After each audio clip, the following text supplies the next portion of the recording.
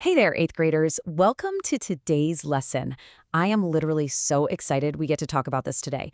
We're going to dive into one of the absolutely most transformative parts of being a writer. Seriously, it's a total game changer. We are focusing on mastering the writing process, and specifically, we're looking at how to take a good piece of writing and elevate it into something truly great. We are talking about polishing your work. You can think of your initial story kind of like a rough stone you've just pulled straight out of the dirt. It has this immense potential, right? But to really make it shine, to reveal its true colors and brilliance, it just needs some dedicated care and attention. So let's jump right in and learn how to make your writing absolutely sparkle. So be honest with me for a second. Have you ever spent hours just pouring your heart into a story, getting all your ideas down on the page, only to read it back the next morning and realize it doesn't really sound the way it did in your head? Maybe a scene feels a little flat, or the action is kind of confusing, or you just get this nagging feeling that something is missing? Well, I want you to know right now that is completely 100% normal. Your first draft is actually supposed to feel a little messy or incomplete. It's just the raw material. The magic doesn't happen in the first draft. The real magic happens in what comes next. And what comes next is revising. Now, I know the word revision can sometimes feel like a bad word. It can feel like a punishment, right? Like you did something wrong and now you're being sent back to fix it. But we need to completely reframe that. Revising is not about tearing your story apart. Not at all. Revising is this beautiful, craftsman-like process of building your story up. It's the act of polishing your story like a precious gem. You're taking what is already there and you're just enhancing it. You're adding light, clarity, and depth so that your reader can fully experience that amazing world you've created in your head. Here is a little secret that every professional author knows, but a lot of beginning writers really struggle with. Even the very best, most famous, mega best-selling writers, they do not get it perfect the first time. Not even close. They write rough, messy first drafts exactly like you do. Needing to revise doesn't mean you're a bad writer. It means you're a real writer. The whole goal of this process is simply to strengthen your plot, breathe a bit more life into your characters, and sharpen those details so the reader gets the absolutely clearest, most engaging version of your story. And the best part of the whole shebang, you do all of this while keeping your own beautifully unique voice. All right, let's jump right into our first big concept today. Section 1, iron sharpens iron. I really want you to let this verse sink in for a minute. Proverbs 27:17 tells us, as iron sharpens iron, so one person sharpens another. When we talk about peer review, we're talking about this exact biblical principle. Your peers, your classmates, your friends, they are not critics sitting there with red pens trying to tear your hard work down. They're actually the iron. They are the tools God places in our lives to help sharpen our skills. By sharing our writing and giving each other constructive, kind feedback, we literally make each other better, stronger, and sharper. Moving right along to Section 2, the revision workshop. Let's look at how this works in action. Okay, here is our first scenario. Imagine a friend reads your draft and leaves a comment that says, "Hey, I don't really know where this scene takes place."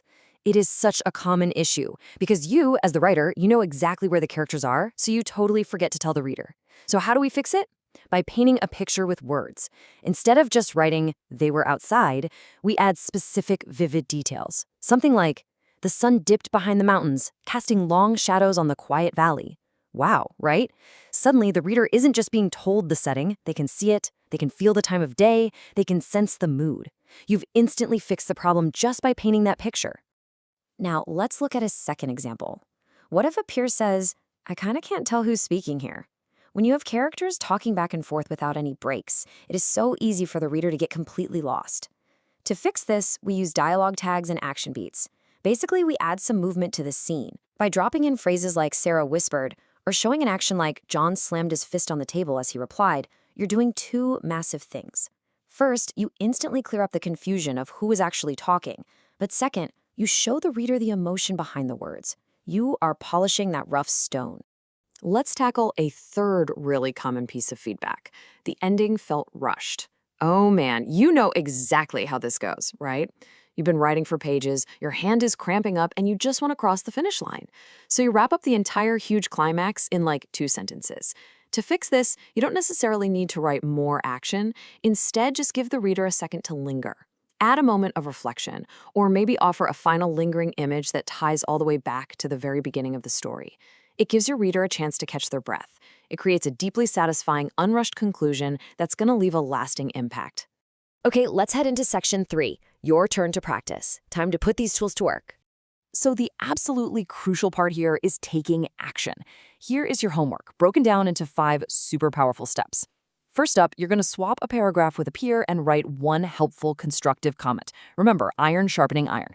Second, look at your own story and pinpoint one single place that desperately needs more vivid detail.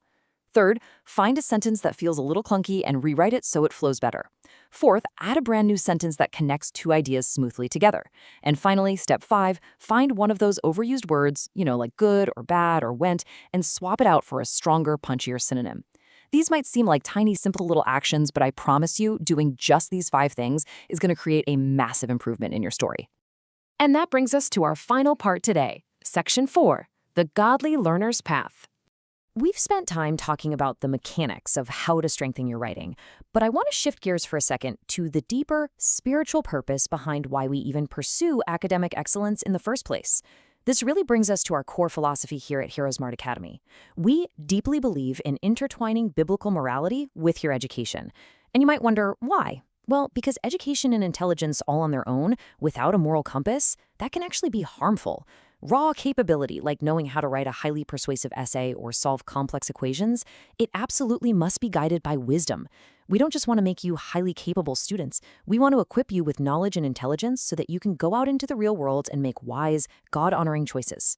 This idea is just beautifully captured in Romans chapter 8, verses 6 and 7. It teaches us that keeping the mind spiritually minded leads to life and peace. So as you sharpen your academic skills, as you learn to write better, to think critically, and to carefully revise your work, you must also be actively pursuing spiritual maturity. Because an intelligent mind that is centered on God, that is what produces true life and lasting peace. Excellence in the classroom and faithfulness to God, they really go hand in hand. Which leaves us with this final provocative thought for today's lesson. You are learning to polish your stories, and in doing so, you're actively sharpening your mind. So how will you use your newly sharpened mind to pursue God's truth, wisdom, and righteous choices today? Whether you're writing a story, just chatting with a friend, or helping out around the house, I strongly encourage you to use your incredible God-given intellect to glorify Him. Thank you guys so much for your amazing focus today. Get to work on that homework, polish those gems, and I'll see you in the next lesson.